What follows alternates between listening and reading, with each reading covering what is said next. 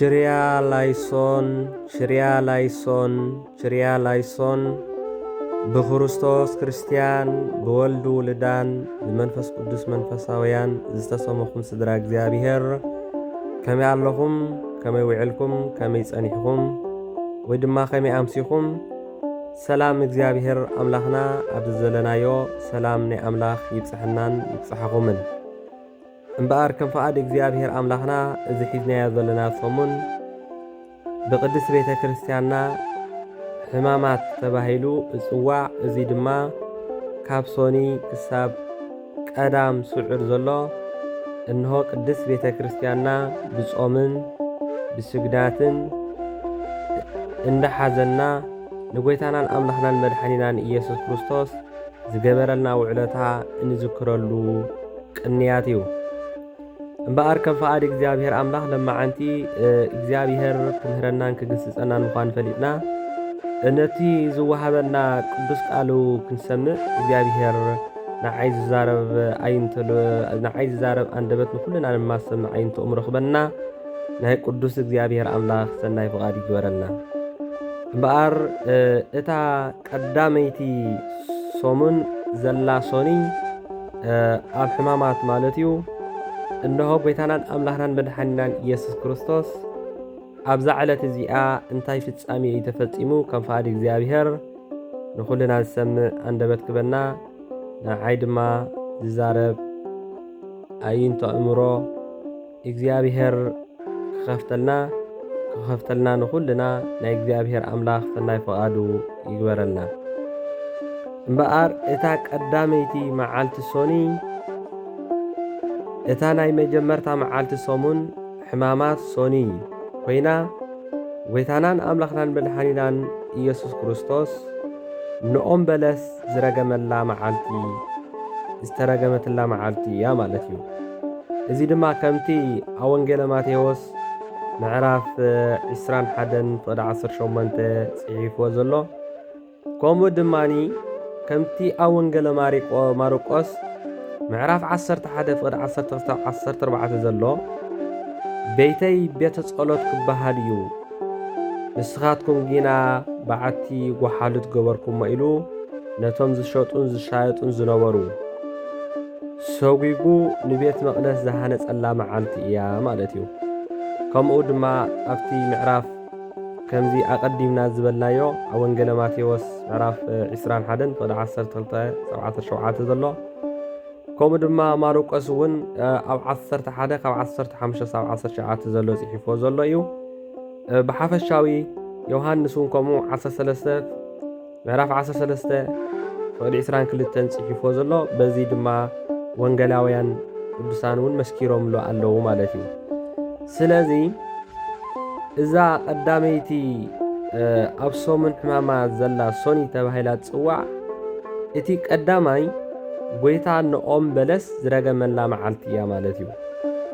ጎይታናን ኣምላኽናን መድኃኒናን ኢየሱስ ክርስቶስ ብዕለተ ሰንበት ኣድጊ ተወጢሑ ድሕሪ ናብ ቤት መቕደስ ኢየሩሳሌም ምእታዉ በታ ዕለት እቲኣ ናብ ቢታንያ ተመሊሱ ሓደረ ይብለና ወንጌለ ማቴዎስ 21:17 ወንጌለ ማርቆስ 11:11 ንጽባሒቱ ንግሆ ማለት ሶኒ ከም በሓድሽ ማለት እዩ ካብ ኢየሩሳሌም እንዳተመለሰ ከሎ ክምለስን ከሎ ጠመየ ይብለና እሞ ኣብታ ጥቓ መገዲ ሓንቲ ኦም በለስ ረአየ እንተኾነ ግን ፍረ ደልዩ ከደ እሳ ግን ቆጽሊ እምበር ፍረ ኣይነበራን ይብለና። ስለዚ ንሓዋሩ ካባኺ ፍረ ኣይረኸብ ኢሉ ረገማ እታ በለስ ከዓ ነቐጸት ይብለና ወንጌለ ማቴዎስ ምዕራፍ 21:18-21 ዘሎ ታሪኽ ክነንብብ ንኽእልና ማለት እዩ። ስለዚ ወንጌለ ማቴዎስ እታ ኦም በለስ ብዛዕባ ምንቃጻ ናይታ በለስ ክዛረብ እንከሎ ዕለተ ሶኒ ከም ዝኾነት ዝሕብረና ማለት እዩ። ወንጌላዊ ማርቆስ ድማ ሶሉስ ከም ዝኾነ ይገልጽ እዩ። እዚ ከመይ እዩ እንተበልና ግን ማቴዎስ ሶኒ ተረጊማ ምንቃጽ ስለ ዝጀመረ ሶኒ ከም ዝበለ ይነግረና። ማቴዎስ ኣብ ምዕራፍ 21:19 ዘሎ ማለት እዩ። ማርቆስ ከዓ ሰሉስ ንግሆ ክምለሱ ከለዉ ካብ ሱራ ነቒፃ ተመንጢሳ ስለ ዝረኣይዋ ሰሉስ ከም ዝነቐፀትን ገይሮም ጽሒፎም ኣለዉ። ምክንያቱ እቲ ዑደት ሆሳኢና ሰንበት እሁድ ስለ ዝነበረ እዩ ይብለና ዮሃንስ ምዕራፍ 12 ፍቕዲ ካብ 1-3 ዘሎ ሃይለ ቃል ነንብብ ማለት እዩ። ስለዚ ማርቆስ ወንጌላዊ እስመ ኢኮነ በጊዜሁ ለበለስ ጊዜ ፍረ በለስ ከም ዘይነበራ እዩ ዝነግረና ወንጌለ ማርቆስ 11:13 ከምኡ ድማ ጎይታናን ኣምላኽናን መድሓናን ኢየሱስ ክርስቶስ ነዚ በብናሃቶም ወንጌላውያን ኣስፊሮሞ ዘለዉ እንሆ ኣብቲ ምዕራፍን ኣብ ጥቕስን ነናሃቶም ገይሮም ድማ ገሊፆም ኣለዉ ማለት እዩ። ስለዚ እቲ ቀዳማይ ንሪኦ እንተደኣ ኮይና ግን ነቲ ሕቡእ ዘይፍለጥ ዝነበረ ባህሪ ሰብነቱ ምኽንያት ህያብ ኢሉ እዩ እምበር ሕቡእ ዘይፍለጥ ኮይኑ ኣይኮነን። ከምቲ ቅዱስ ቄርሎስ ኣብ ሃይማኖት ኣበ ወስፊርዎ ዘሎ ኣብ ገጽ 75 ኣብ ፍቕዲ 3 ዘሎ ማለት እዩ። ከመይ ስጋ ቅድሚ ምስ መለኮታዊ ቃል ምዋሃዱ ሓደ ኣካል ሓደ ባህሪ ቅድሚ ምዃኑ ዝፍለጥ ከም ዝነበረ ንምብራህ እዩ ማለት እዩ። ስለዚ እቲ ካልኣይ ድማ ኣምላኽና ኢየሱስ ክርስቶስ ሰብ ኮይኑ ክምህር እንከሎ ፍቕሪ ሰብ ጠመየ። ፍቕሪ ሰብ እንታይ ኮነ? ጠመየ። ኣብዚ ዓለም ድማ ቤት እስራኤል ረኸበ። ኦም በለስ ናይታ ቤት እስራኤል ምሳሌ እዩ። እዚ ድማ ኣበይ ንረኽቦ?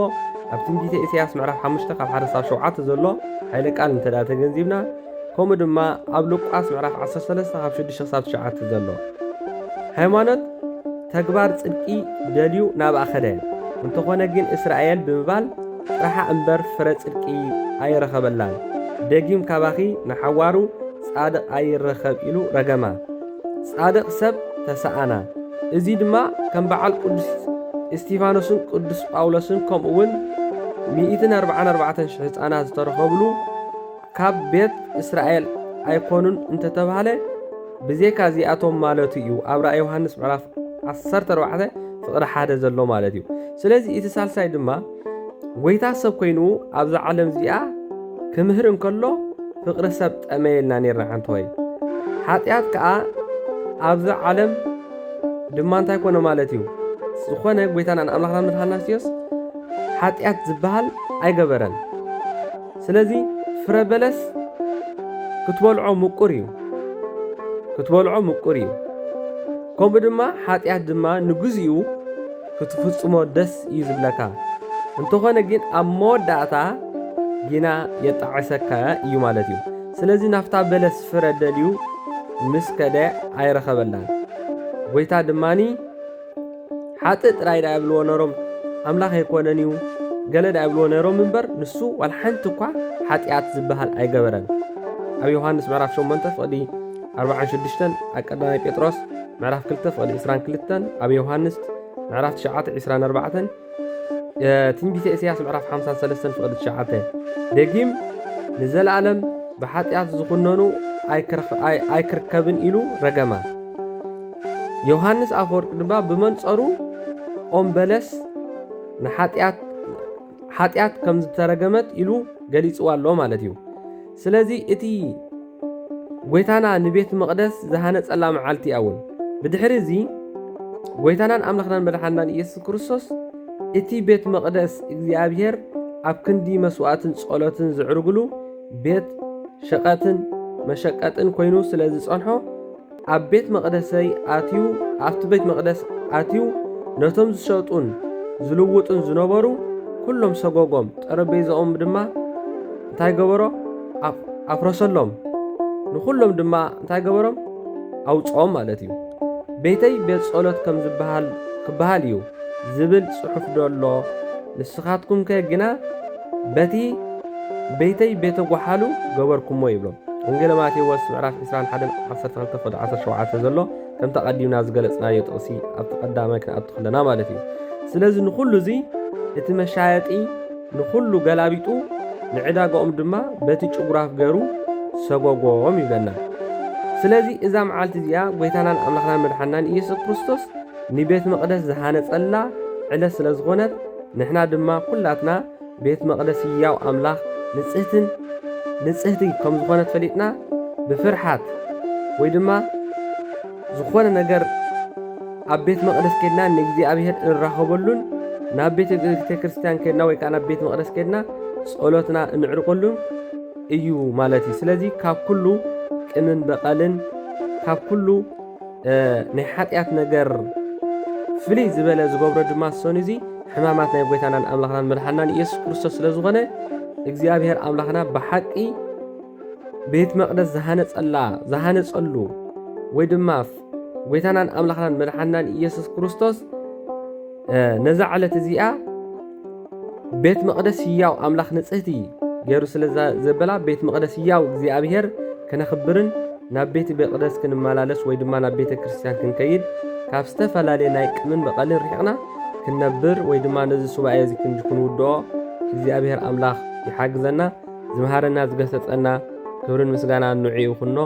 ስብሐት ለእግዚአብሔር ልዑል ወለወላዲቱ ድንግል ወለመስቀሉ ክቡር ይትአኮት ወይሰባህ ስም ለእግዚአብሔር አምላክነ ወትረ በኩሉ ጊዜ ወበኩሉ ሰዓት አሜን።